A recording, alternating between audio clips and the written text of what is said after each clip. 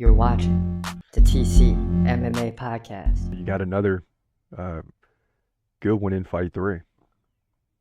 I mean, and you get the return of Raul Rosas Jr. taking on Ricky Turcios. And this fight's been scheduled, I think, 2 other times. I know for sure at UFC Mexico City, it didn't happen. So we finally get to see this fight. Let's get into it right now. In the bantamweight division at UFC Louisville, finally get to see Raul Rosas Jr. once again. He's 8-1.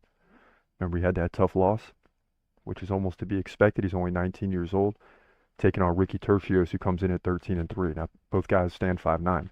Turcios is 30, right in the prime. Rosas Jr. just 19. Turcios 4-inch reach advantage.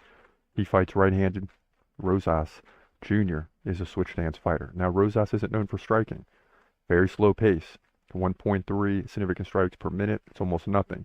Turcios, 5 significant strikes per minute. So obviously he wants to keep the fight standing, but Rosas dominates in takedowns and can take down his opponents at will, which is a little tougher when the guys are older and more experienced. So we'll see how it plays out here. Came back and beat Terrence Mitchell by KO after the unanimous decision loss to Christian Rodriguez. He trailed 29-2 in significant strikes in that fight, 3 takedowns, but just couldn't do anything with him, right?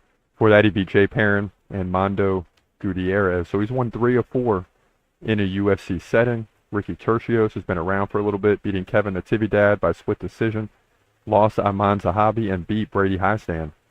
All fights going to a decision.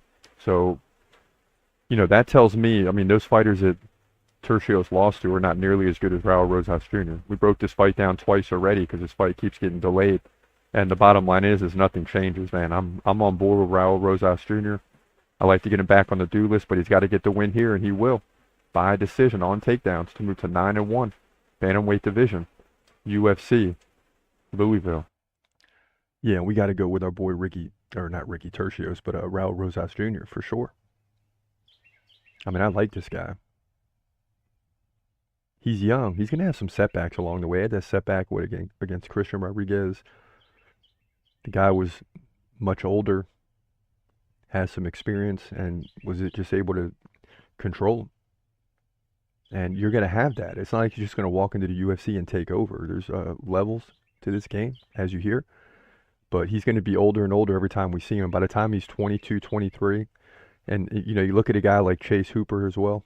He's looking like a much stronger guy compared to like 2021, getting up there now in age. 24, 25, and I'm guessing, I'm probably slightly off on this, but certainly looks like a different person 3 years later as he still comes into himself. And that's what's going to happen here with Raul Rosas Jr. And I'm looking forward to seeing him fight. We should have saw him fight a month or 2 ago, right? But it's just been delayed. He's gon' fight, he's gon' fight. Hold your breath till the end of the night. Last fighter call, UFC at its height.